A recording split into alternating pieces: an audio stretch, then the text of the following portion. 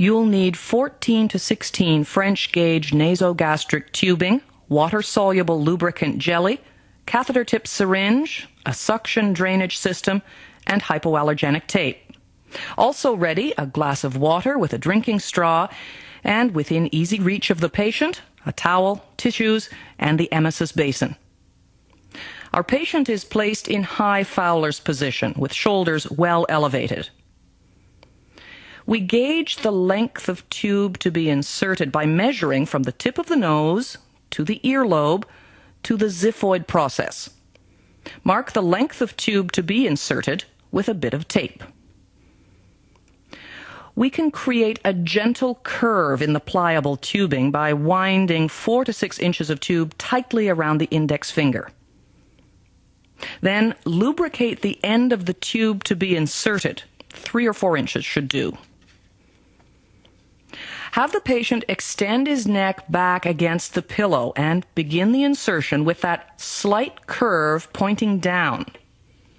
Proceed slowly, guiding the tube along the floor of the nasal passage, aiming down toward the ear until you're just past the nasopharynx. At this stage, explain to the patient that he'll have to swallow to help the process along. With the end of the tube now just above the oropharynx, have the patient flex his head forward, take a small sip, and swallow. You'll advance the tube by an inch or two with each swallow.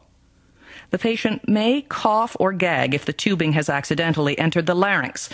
You can pause, withdraw slightly, and ease the patient with a sip of water. Be careful, there is a risk of aspiration. Advance to the measured mark and anchor the tube to the cheek while you make sure the tube is properly positioned. Your patient should be able to speak. Oh, sorry, that's fine, thank you. You'll attach the distal end of the tube to the syringe. Aspirate gently to obtain gastric contents. You'll observe these are usually cloudy and greenish, but they could also be off-white, tan, bloody, or brown.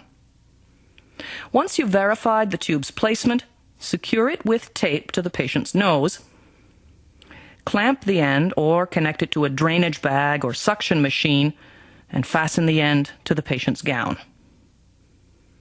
The head of the bed should stay at an elevation of 30 degrees to prevent reflux and to minimize irritation of the posterior pharynx.